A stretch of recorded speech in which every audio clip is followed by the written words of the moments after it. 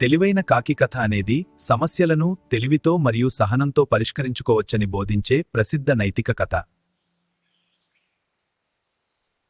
ఒక వేసవి కాలంలో ఒక కాకికి చాలా దాహం వేసింది.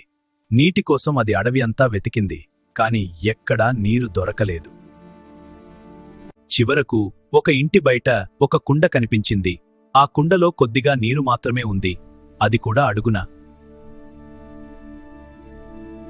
కాకి నిరాశగా కుండలోకి చూసింది. అప్పుడే దానికి ఒక మంచి ఆలోచన వచ్చింది.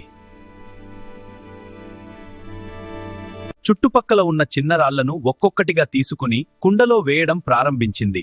రాళ్లు వేయడంతో నీటి మట్టం క్రమంగా పైకి వచ్చింది. కొద్ది క్షణాల తర్వాత నీరు పైకి వచ్చింది.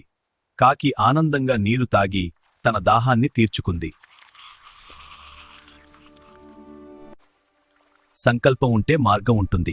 తెలివిగా ఆలోచిస్తే ఏ సమస్యనైనా పరిష్కరించవచ్చు.